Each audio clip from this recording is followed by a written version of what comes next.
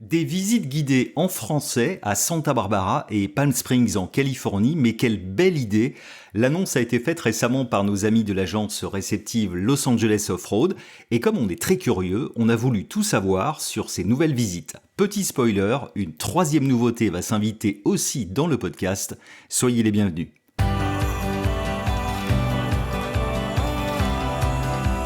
Check-in, le podcast de Sunset Boulevard, votre guide de voyage aux USA.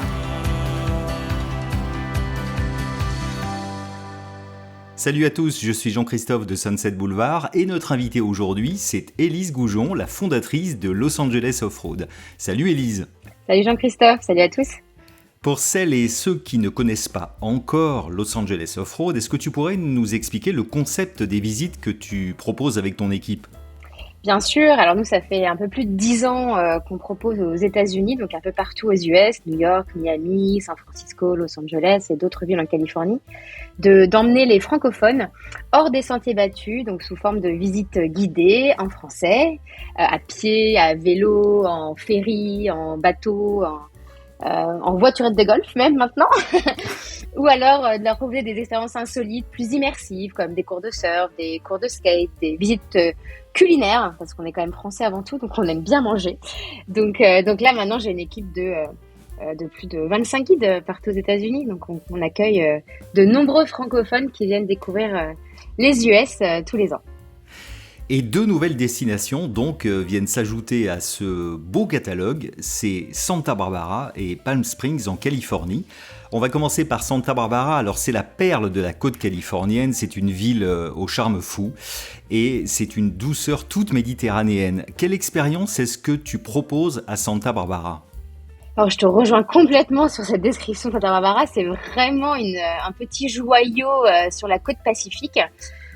Pour resituer, là on est à 2 heures au nord-ouest de Los Angeles à peu près, donc on est sur la mythique route qui remonte ou qui descend, ça dépend dans quel sens on la prend, entre San Francisco et LA, donc la route scénique là, qui longe la côte. Cette route est incroyable. Et en fait, ça faisait très longtemps qu'on avait envie de proposer des choses à Santa Barbara, puisque beaucoup de gens s'y arrêtent, donc avant ou après Los Angeles ou San Francisco. C'est une ville qu'on apprécie, qu'on adore, quoi, qu'on connaît très très bien, et donc on était très contents de collaborer avec Brian, qui est un Français établi là-bas depuis des années, qui est passionné par sa ville d'adoption lui aussi, et on a co-créé 2 expériences. La première, c'est une visite de downtown Santa Barbara, donc une visite à pied, vraiment des lieux iconiques de la ville. On parle beaucoup de son héritage hispanique parce que c'est hyper visible ça à Santa Barbara. Je sais pas si tu te souviens, mais c'est vrai que les maisons sont très particulières. Tu as un côté néocolonial avec les toits en tuiles, le stuc blanc, donc c'est ce qui fait d'ailleurs le charme de cette ville. Et comme tu disais, un petit côté méditerranéen, d'ailleurs ils l'appellent comme ça, la French Riviera. Oui, c'est vrai. Enfin, l'American Riviera d'ailleurs plutôt, mais en référence à la French Riviera. Et donc là, on va vraiment discuter de la partie centrale de downtown Santa Barbara, donc avec tout ce qui est autour de State Street.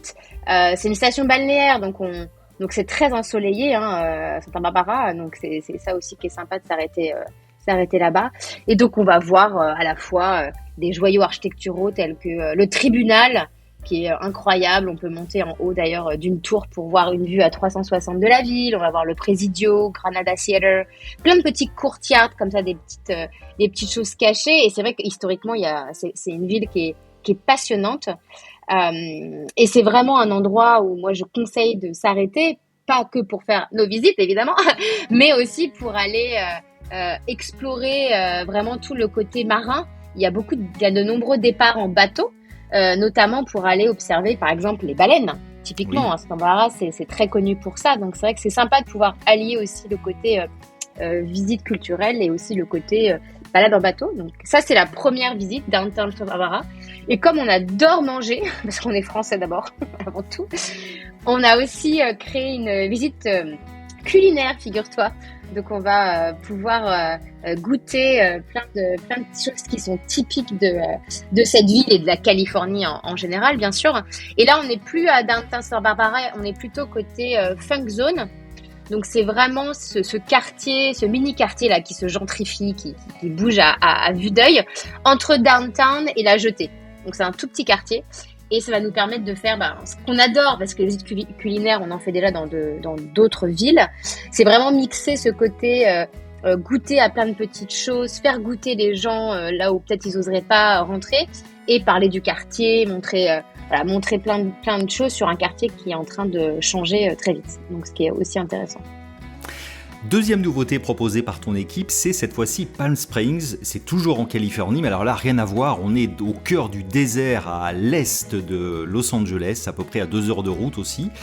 C'est the place to be si on est fan des ambiances glamour, vintage et modernistes. Ah ouais, non, mais clairement, tu l'as très bien dit, c'est exactement ça. Et donc là, on est complètement à l'est, on est au milieu du désert, donc c'est ça qui est aussi hyper intéressant. Enfin, c'est vrai que dès que en fait, quand t'es dans un rayon de 2 heures autour de LA, t'as à la fois des villes comme Santa Barbara, que je viens de décrire, il y a à la fois la montagne, et il y a à la fois le désert. Donc ça, c'est quand même... les paysages sud-californiens sont extrêmement variés. Donc c'est ça qui est hyper chouette. On n'a pas besoin de faire 1000 km et de traverser 3 États. Et donc là, effectivement, 2 heures à l'est de LA, on arrive à Palm Springs, qui est en fait collé à Joshua Tree. C'est vraiment très très proche, le parc national. Qui est un de mes préférés aussi. Et c'est vrai que c'est une oasis en plein désert, et c'est hyper rigolo de comprendre pourquoi à partir des années 20 tout d'un coup toutes ces maisons de stars sont apparues. Donc on parle beaucoup de la construction de cette ville un peu liée évidemment au cinéma et aux stars hollywoodiennes qui était un peu c'était un peu le refuge en fait, le refuge hivernal, parce que il faisait un peu frais à LA. Alors on va plutôt dans le désert, là où c'est bien chaud l'hiver. Et puis il y avait surtout un truc rigolo, je sais pas si tu connais, c'est la règle des 2 heures. C'est ça. Donc en fait, dans leur contrat, les stars, les célébrités étaient obligées de signer en fait cette règle, c'est-à-dire que pour des questions d'assurance, elles ne pouvaient pas aller plus loin que une certaine distance de LA. Et en plus de ça, il y avait l'histoire des paparazzis qui se faisaient rembourser leurs frais que jusqu'à un certain mileage, un certain kilométrage. Et donc, il se trouve que Palm Springs est pile poil, tu vois, entre les deux, un petit peu contrainte. Donc c'est rigolo comme histoire. Donc il y a évidemment plein de stars de cette époque-là qui se sont installées, Marilyn Monroe, Presley, Sinatra, et plus récemment DiCaprio et compagnie. Donc il y a le côté glamour de cette ville. C'est vraiment hors du temps, Palm Springs. C'est une oasis en plein désert.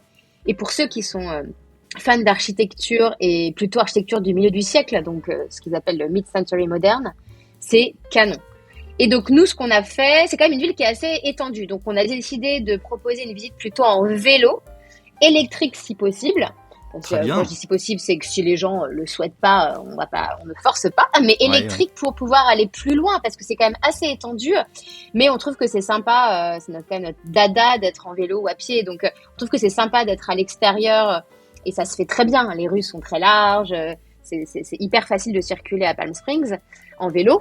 Et donc l'idée, c'est vraiment de faire un tour de toutes ces maisons d'architectes, de pouvoir en parler, de pouvoir rentrer dans certains hôtels aussi, pour voir l'intérieur de certains hôtels. Ça, c'est hyper sympa. Donc c'est vraiment une visite haute en couleurs qui va permettre d'avoir un bel aperçu, une belle vision de Palm Springs, qui est moi une de mes villes préférées en Californie.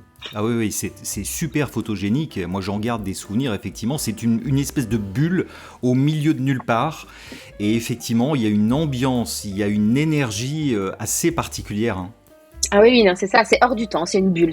Moi, je trouve que c'est hors du temps. Quand tu es là-bas, le temps s'arrête. Le temps s'arrête. Et puis, c'est l'ambiance du désert. Donc, il y a vraiment ce côté... ce côté désertique, c'est hyper coloré. Enfin, c'est vrai que c'est une ville qui doit se visiter, et puis en plus qui est idéalement placée aussi parce qu'elle est vraiment à 2 heures à l'est. Elle est collée à Joshua, comme je disais, et Joshua Tree, ça vaut le détour. Donc il faut faire les deux avant de continuer peut-être plus à l'est. Quand ceux qui font des road trips ensuite peuvent continuer un petit peu plus à l'est. C'est sur la route avec un petit détour. Alors, Santa Barbara, Palm Springs, eh bien, figurez-vous qu'on aurait pu arrêter le podcast à ce moment-là, mais il y a une troisième nouveauté qui s'est invitée un peu in extremis, et c'est le bonus de cet épisode. Accrochez-vous, c'est un jeu de piste sur Hollywood Boulevard à Los Angeles. Alors, Élise, explique-moi. Los Angeles Off-Road, ce sont des visites guidées hors des sentiers battus. Mais là, sur Hollywood Boulevard, on ne peut pas dire qu'on est hors des sentiers battus, et malgré tout, ton idée est géniale. Et tu as complètement raison, on peut dire qu'on est complètement plein dans les sentiers de tourisme de masse, et à la fois, Hollywood Boulevard, on veut tous le voir. Je veux dire, c'est quand même le cliché par excellence de LA. Moi-même, la première fois que je suis allée à LA avant d'y habiter, je suis allée fouler les étoiles.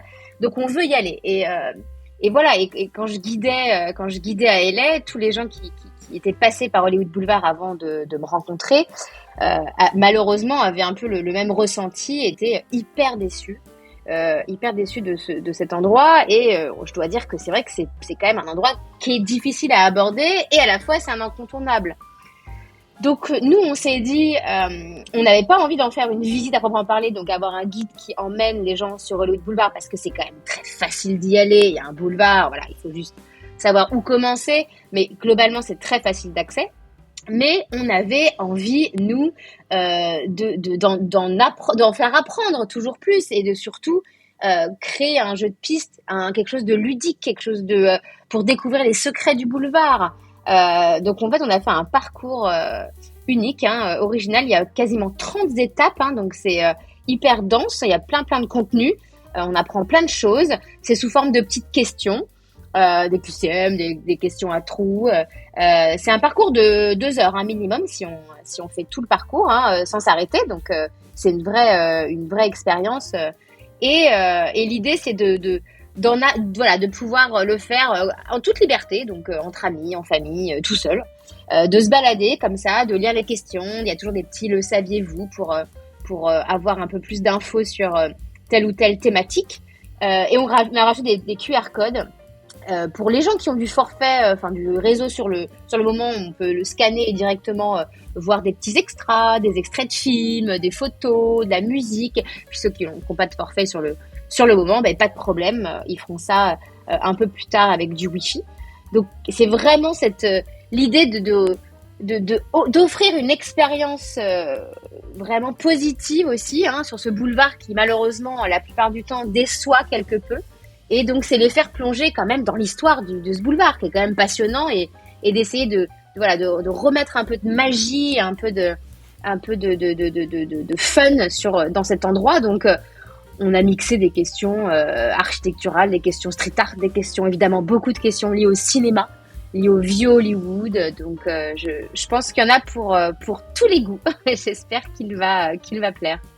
Alors j'ai eu la chance de soulever un petit peu le voile et de voir un petit peu ce qui se passait derrière et de voir un petit peu ton jeu de piste.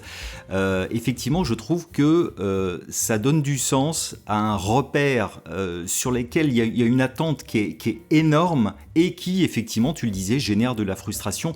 Là, finalement, tu apportes de la matière, tu apportes du contenu, tu augmentes la réalité de ce lieu qui parfois peut sembler pauvre quand on l'a arpenté et qu'on se dit bon finalement c'était ça.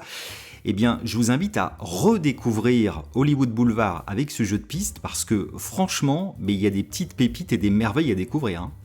Je suis ravie que l'aperçu t'ait plu et du coup, j'avais quand même envie de te tester, toi, le spécialiste. Oui. Alors, je sais que ce n'était pas prévu, mais est-ce que tu es d'accord pour essayer de répondre à une des questions du jeu de piste ? Je suis d'accord. Comme ça, à chaud. Oui. Bon, alors, elle n'est pas très compliquée, mais c'est pour vous montrer un peu le style de questions et comment on aborde et comment on a créé un peu ce jeu de piste. C'est une question qui est au tout début du jeu de piste, puisqu'on commence au niveau du Chinese Theater et du Dolby Theater. Et donc... ma première question pour toi, c'est quel événement mondialement connu le Dolby Theater accueille-t-il chaque année depuis plus de 20 ans, depuis 2022 ? Est-ce que c'est les Oscars, les MTV Video Music Awards ou les Grammy Awards ? Les Oscars. T'as répondu vite, c'est bien, exactement. Très très bien, pas mal. Et tout à l'heure, tu m'as parlé du restaurant Musso Frank Grill, Oui, que tu connais. Donc toi, tu es un expert, c'est plus facile. Mais il y a une question. On passe devant ce restaurant qui est en fait mondialement connu parce que c'est un restaurant qui est centenaire. Et il y a une célébrité du monde du cinéma qui avait sa table réservée quotidiennement là-bas. De qui s'agit-il? Est-ce que c'est John Wayne, Paul Walker ou Charlie Chaplin? je vais répondre Charlie Chaplin. C'est bien, bravo! Et tu sais C'est pourquoi? la bonne réponse. Parce que récemment, j'ai interviewé Martine Koralélang qui était expatriée à LA, qui est mariée à un producteur américain et qui m'en parlait justement. On parlait du Los Angeles de l'âge d'or d'Hollywood. Et elle me disait que Charlie Chaplin venait manger chez Musso & Frank à cheval. Absolument, ouais, exactement. Ouais, Ouais. bon, bah, super. Écoute, t'es un expert de la ville, ça va. Ah. J'en doutais pas vraiment. Bien, et puis, mais tu peux aussi nous dévoiler peut-être ce qui va se passer aussi du côté de San Francisco. Bien sûr, avec plaisir. Et comme on s'arrête pas sur une bonne idée comme ça, parce qu'en fait, pour la petite histoire, on avait lancé côté New York ce format de jeu de piste, donc à Central Park. Et c'est vrai que fort de son succès, on avait envie de le proposer aussi côte ouest. Et on a commencé par LA, mais là, ça va aussi très rapidement être disponible pour San Francisco, parce que pour les mêmes raisons que le Hollywood Boulevard est mondialement connu et peut être parfois un peu déceptif, on avait aussi envie de faire un itinéraire avec ce type de jeu de piste côté Embarcadero et en remontant vraiment tous les quais de San Francisco jusqu'après le Fisherman Wharf. Et donc on est en train de finaliser ce jeu de piste qui est aussi à plus de 25 questions côté San Francisco avec les mêmes principes de le faire en toute liberté, à son rythme et de pouvoir rentrer dans les endroits, pouvoir goûter des choses, puis apprendre plein de choses sur San Francisco et sa baie. Bon, vous l'avez compris, ça bouge du côté de Los Angeles Off-Road avec, si on se résume, des visites guidées en français à Santa Barbara, à Palm Springs, un jeu de piste sur Hollywood Boulevard et très bientôt un jeu de piste également à San Francisco sur les quais. Qui promet de très belles expériences pour les candidats au départ. Je précise qu'on vous a mis en description les liens pour réserver facilement toutes ces activités. Merci Élise, c'était comme toujours un vrai plaisir de t'accueillir dans le check-in. Merci beaucoup Jean-Christophe pour ton accueil et c'est toujours un plaisir de partager toutes nos nouveautés avec toi. Merci pour ton enthousiasme. Avec grand plaisir. Si vous avez découvert notre podcast avec cet épisode, abonnez-vous pour ne pas rater les prochains. Un commentaire ou une question, c'est sur notre chaîne YouTube que ça se passe. À très vite pour de nouvelles expériences autour du road trip aux USA. Et d'ici là, prenez soin de vous.